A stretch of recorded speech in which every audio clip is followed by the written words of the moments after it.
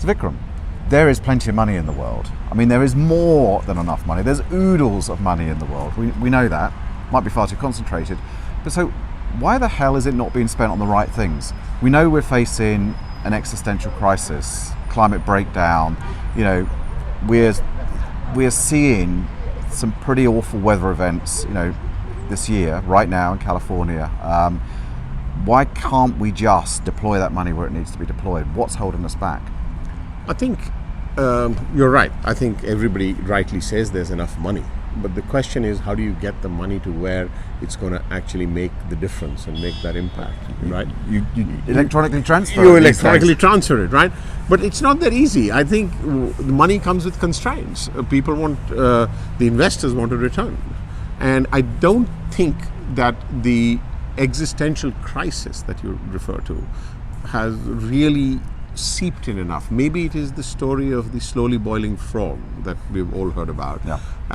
But at the same time, I think people look at what's going on and naturally, and I'm just talking not the investors, I'm just talking us as a society, we tend to discount it. I think much more than we should be. I think there are pockets where there's a substantial amount of people getting worried about it. You and I are here, along with dozens of our friends and colleagues. Here being the OECD in Paris, and this beautiful chateau behind us, donated by the Rockefellers. I think That's, you say. oh no, Rothschild, I heard. Rothschild, And okay. we could be wrong. So if somebody's Googling that, maybe they can write to us and tell us.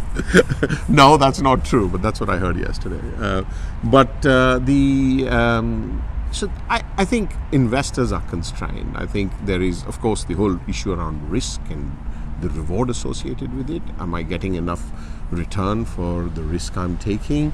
Am I being able to put money with as little transaction cost as possible? And the problem is that it's all benchmarked against the world as we know it, right? Money does make the world go round, and it does. But our baseline, our benchmarks are arguably skewed now. But do you think they're out of date?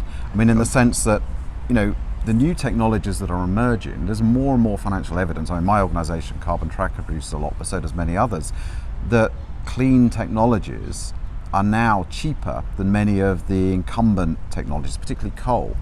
Do you think that's seeped through, or do you think we need to work harder to get that through to the people that count? So I think, yes, technology is cheaper. I think that's one reason why the developing world has come around and is actually making the leaps it is, both in terms of policy and implementation, whether it's India or whether it's any others who have these substantial targets that they committed to for themselves. So back to the frog again, but this time it's a leaping frog. It's a leaping frog, perhaps. But the point there is that it is for their own benefit, right? I mean, okay, so I realize, I can actually deliver the same service to my people, but without polluting the air, because that's a local concern, right? I mean, okay, I got to do it for the world, but what is more important to me is I need to provide, since we are on the topic of energy, I want to give energy to my people. I want to give it to them as cheaply as possible so that they can ultimately use energy. It's energy that makes the world go round, right? Whether it's the magic of electricity, but it's definitely the biggest the driver for income generation that we all know. So without energy, nobody's going to get out of poverty. So how do you deliver that energy most efficiently, with least transaction cost, as cheaply to as many people as possible? And if you can do that with solar or wind, fine. And when energy storage kicks in, I think you'll have an even better solution at a very cost-effective point. But you can do a lot of energy penetration, a lot of renewables penetration, like 20-25% before you have to worry about storage. But a lot of people cite the analogy, I think I heard you the other day, the telephone, the mobile analogy. So many developing countries, talk about leaping frogs or frogs again. They have leapfrogged fixed line telephones. They didn't even build them, many of those countries, to mobile telephones. Does that analogy really apply to energy? It applies to an extent, especially if you're talking about effectively turning the current model on its head. So if you want to move away from centralized utility scale energy, or some of which is going to continue to be needed, to decentralized energy, which can definitely be brought online quicker, can address a lot of those last mile issues, and include a lot more of the underserved. But the problem once again goes back to what are we used to, what are what our benchmarks are from a financial perspective, because scale matters, right? The minute you decentralize, you're looking at smaller chunks of money. So now, in order to make it attractive to those utility investors, you have to find other ways of helping them reach the same scale. That could be aggregating these smaller transactions, and then of course finding appropriate ways of de-risking them, so you can ultimately deliver some safe and simple product like a bond, which these guys are used to, once again. But that is not business as usual, and therefore is taking much more time. And initially, of course, the association of perceived risk as well as the geographies we are working in are not really the most bankable. So you head up climate change, the International Finance Corporation, the IFC, which is a sort of sister organization to the World Bank. So you're in quite a unique position to sort of work with government money and with governments to sort of leverage private sector finance, so take out the risk so that the private sector money should flow in behind. Is that right? Right. So IFC is a sister organization, but we are the largest private sector focused multilateral development bank. So it's police sirens, but Police and police sirens. So, but just it matters. But just for a correction, I don't run the climate change or the climate business at IFC. That would be actually my boss. But there are a lot of us. The beauty about IFC, at least now, is when I started 25 years ago, we were probably 3-4 of us working on climate change. Okay. And I think today I couldn't put a number to it. I mean, I could say, oh yeah, the climate business department is 40 people, but that's not a true count of the amount of people dedicated through the investment stream, through our advisory stream. I think if you look at the 4,000 people at IFC, and there is a huge number that is involved in trying to deliver the solutions that are needed, right? We did 35% of our $10 billion last year, more than about close to $4 billion for our own account, and we mobilized another $4-5 billion for that. So it goes to your point. We work with the private sector and we mobilize the private capital. But if this governments are critical. Yeah.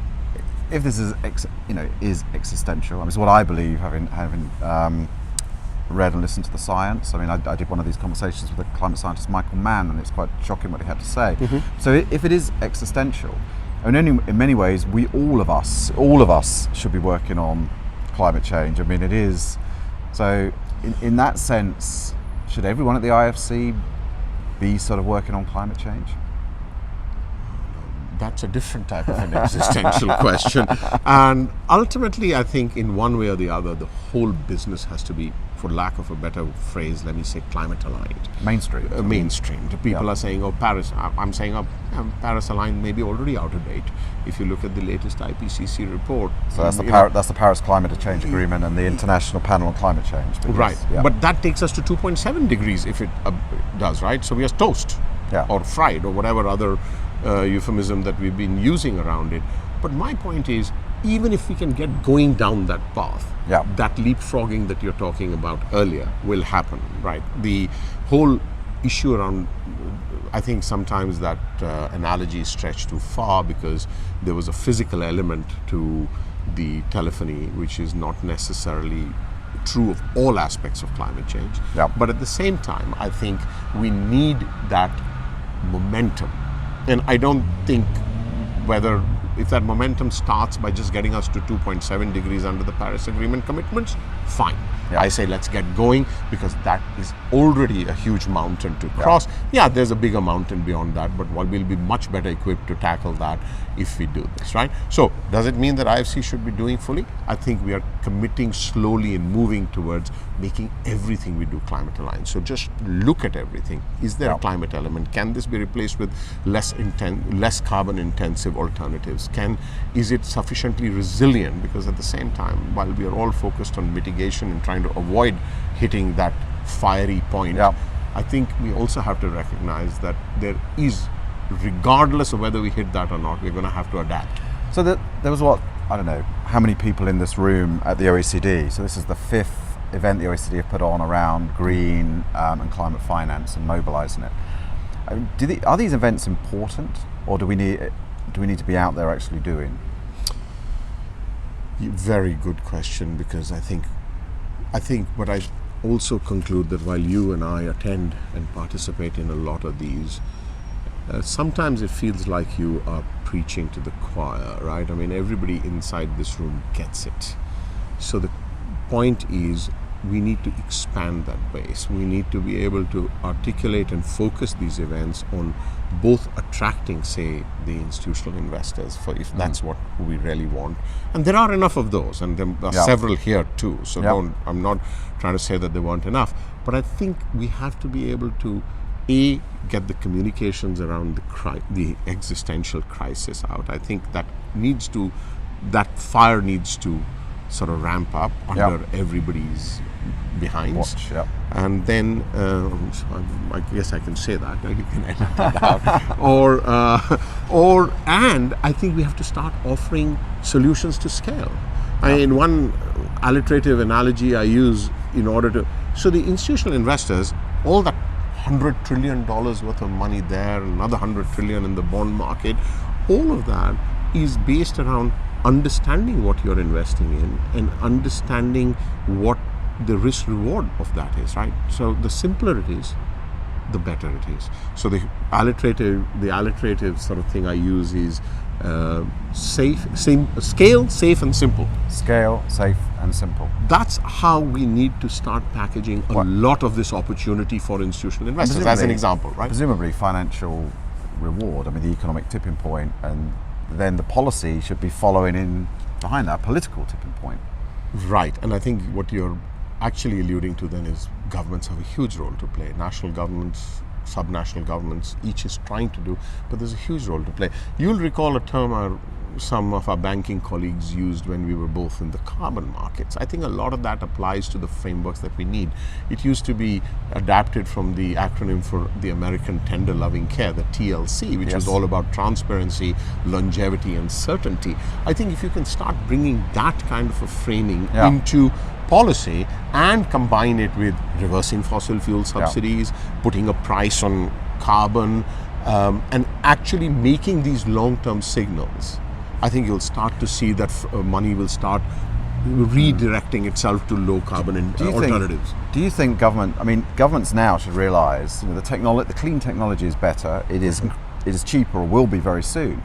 Do they realise they can now make policy that goes with that technological and financial brain?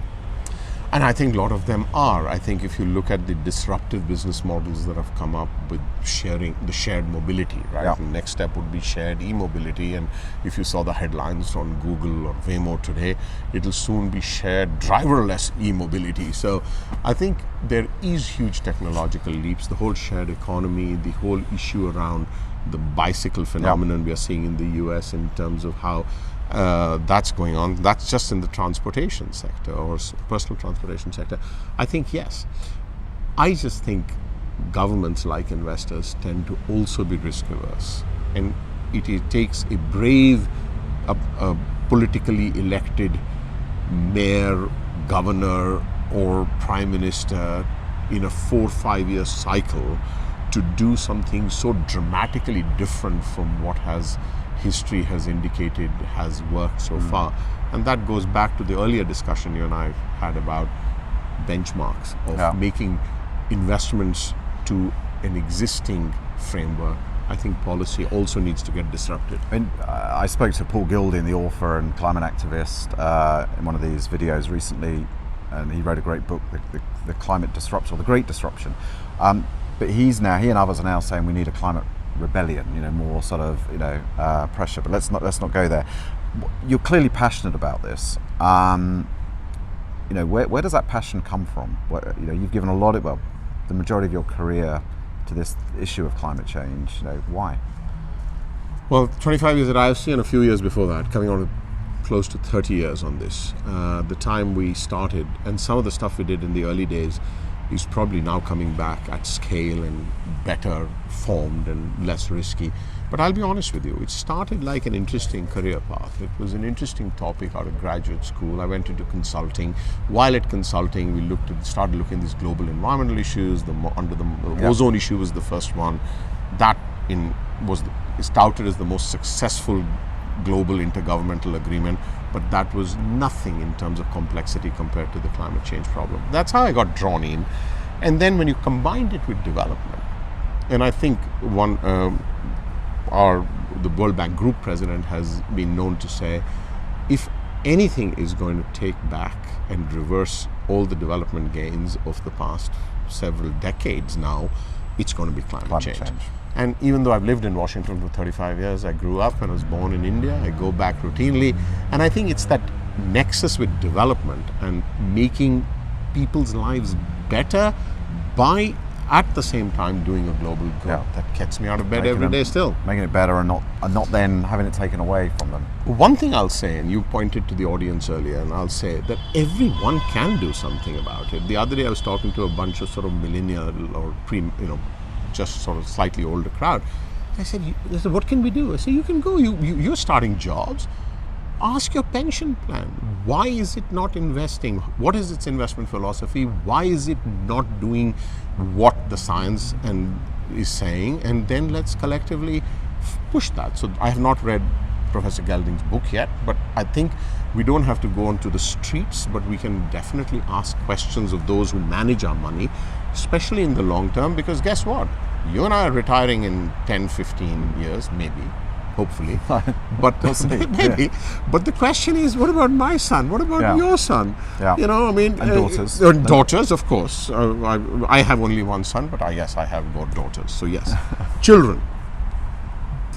They're going to be retiring in another 40 years. Yeah. And if the science is anything to go by, that's not going to be a pleasant world to live in. No. So they need to be very vociferous now. Vikram, thank you. It's been a great conversation. Always a pleasure. Remember to subscribe to the channel and please comment. I really want to have a discussion about some of these issues we've raised. Great. Thank you.